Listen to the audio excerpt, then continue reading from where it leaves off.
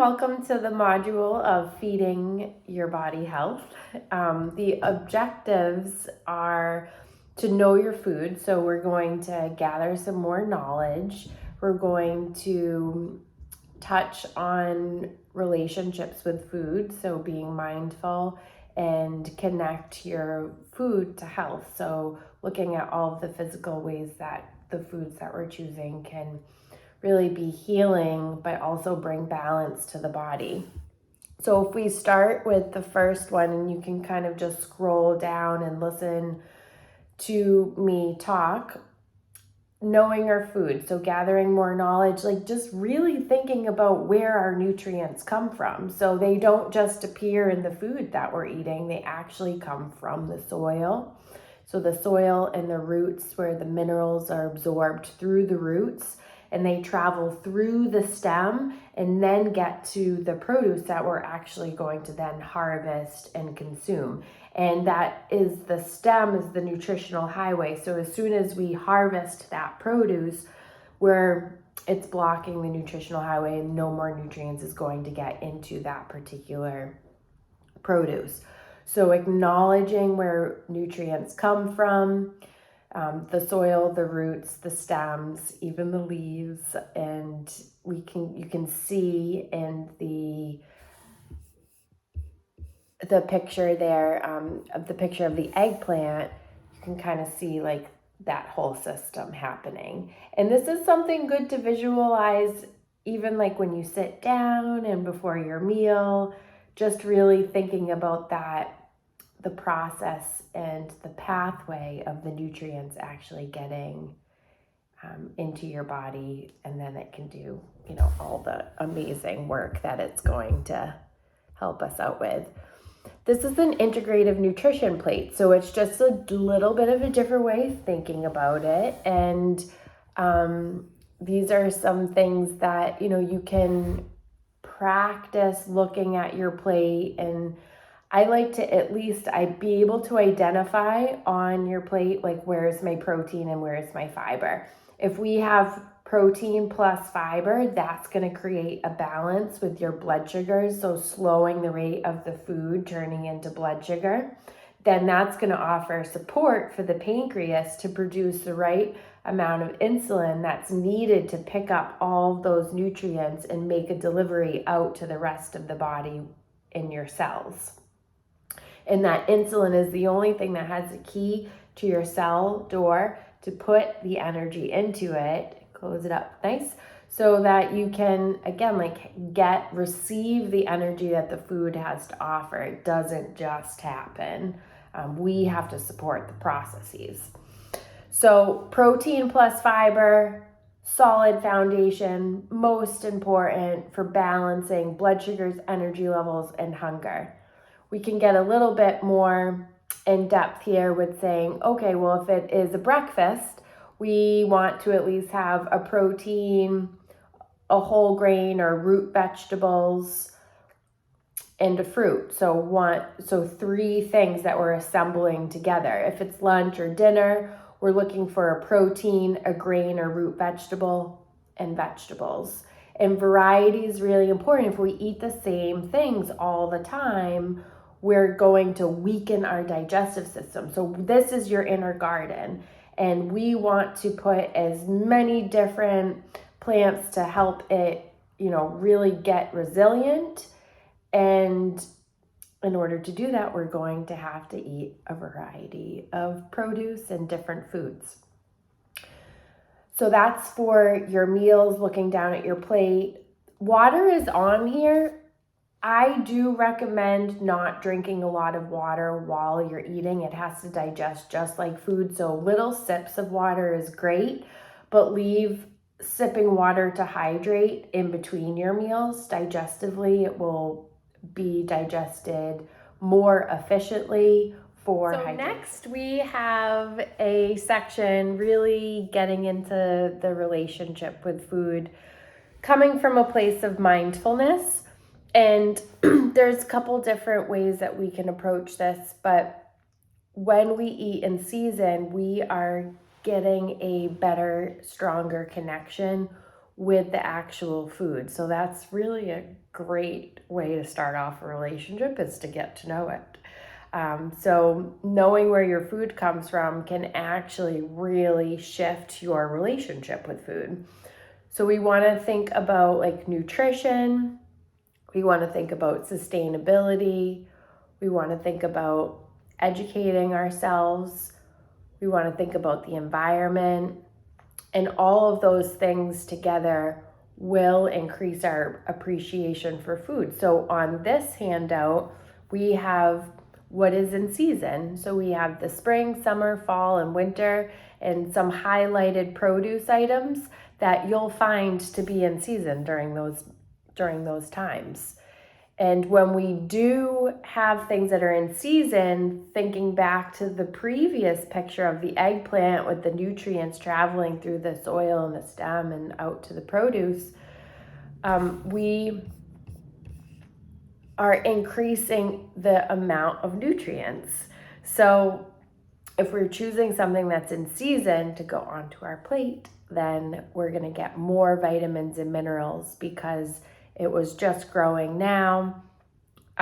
If you're purchasing food locally, it's going to be more likely to be harvested closer to the time of consumption. So giving appreciation to that piece of it as well is a great idea. And the next page is explaining activity. So there's an activity that we can implement here. And so what we would do to practice is just to get into a comfortable seat. Make sure your area is clear. And choose, whatever is in front of you, like a meal or an ingredient. And you can ask yourself, what does that smell like? How does that make you feel? Where does it come from? You noticing the taste, the smell, even observing it being digested. So this is something that, like, after you even take a bite, you can just notice all of those things, like traveling through your entire digestive system to your cells to nourish. So even imagining that, sitting with it, even reading it out loud. We want to connect with each ingredient in our meal. Observe it in its whole form. You can feel it if that makes sense to you. Again, smell it, taste it, but most importantly, connect to it. And it doesn't have to take a long time. It can take a couple seconds to connect with an ingredient or a food. The other thing to think about is, thanking all the things that helped get that food to your plate. So thank the sun, thank the earth, the soil, visualize your garden, a farm, the farmer, the plants, the rain, the seeds.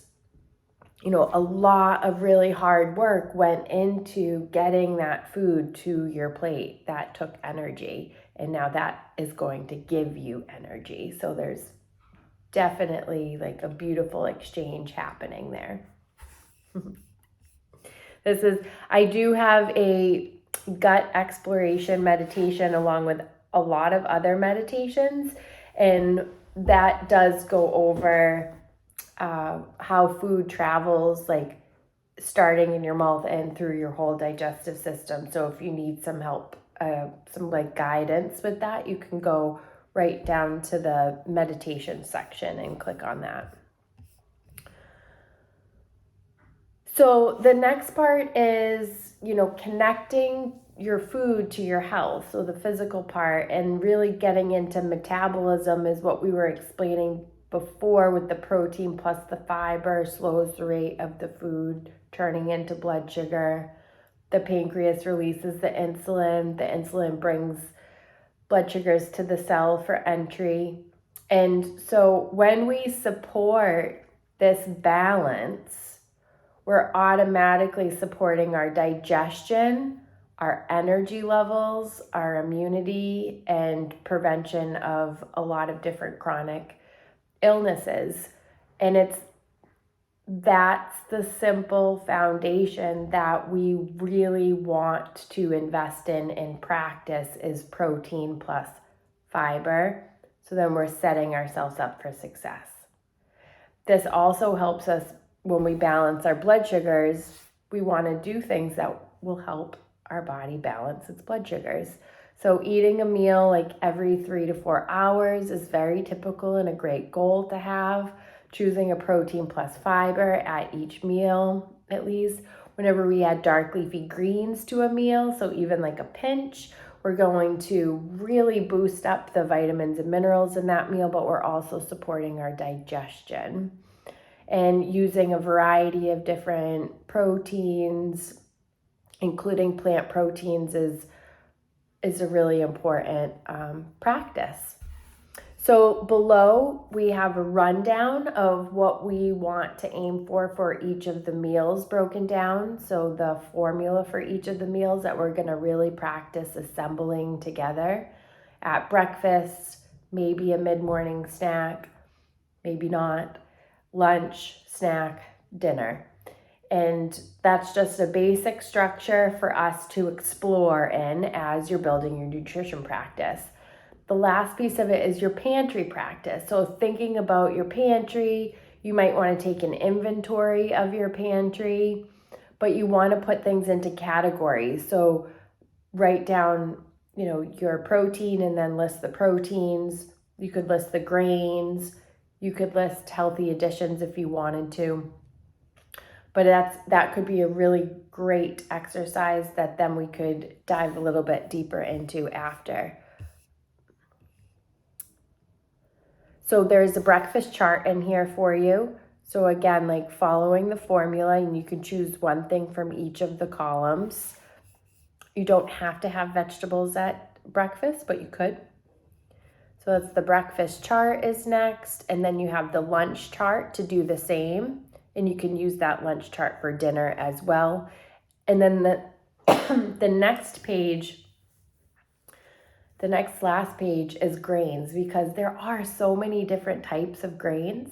And I think one fun thing that we could do is explore some of them. So I listed the grains here so that you can kind of just look them over and maybe pick like one new one to try this week if you wanted to. Great. And that is our completion of feeding your body health. We have the basics. Up at the top here, you'll see like it's from Project Woods, which is like retreat center that I have up in Vermont that I hold small retreats at, and this was from one of them.